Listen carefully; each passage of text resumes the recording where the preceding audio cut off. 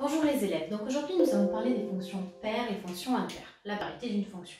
Donc la première définition, un ensemble de R est dit symétrique par rapport à 0 si pour tout nombre de l'ensemble, son opposé appartient à l'ensemble. Petit exemple, sur notre intervalle, -3, 3. Il est symétrique par rapport à 0 comme on peut le voir sur le schéma, parce que quel que soit le nombre qu'on va prendre entre -3 et 3, il aura son symétrique sur notre représentation graphique. Par contre, l'intervalle -2, 1 n'est pas symétrique par rapport à 0. Par exemple, -2 est dans l'intervalle, mais son opposé qui est 2 n'est pas dans l'intervalle, comme nous pouvons le voir sur le graphique. Définition. Une fonction f définie sur un ensemble de définitions symétriques par rapport à 0 est dite paire si pour tout réel x de R, on a f de moins x égale f de x. Donc, petite formule à connaître par cœur. Exemple, nous allons calculer pour f de x égale x puissance 4 moins x puissance 2. Donc, pour voir si une fonction est paire, il faut d'abord calculer f de moins x. Donc, je remplace tous les x par moins x dans ma fonction. Donc, moins x puissance 4 moins x puissance 2. On n'oublie pas les parenthèses.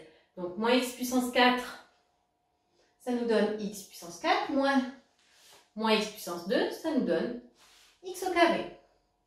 Et ça, nous pouvons remarquer que c'est égal à notre fonction, donc c'est égal à f de x. Donc, notre fonction est paire sur R. Propriété, la courbe représentative d'une fonction paire est symétrique par rapport à l'axe des ordonnées.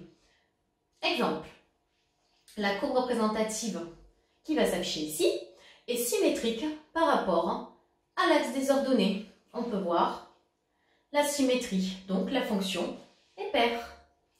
Deuxième définition, une fonction f définie sur un ensemble de définitions symétriques par rapport à 0 est dite impaire si pour tout x, tout réel x de R, on a f de moins x est égal à moins f de x. Alors attention à ne pas confondre les deux formules.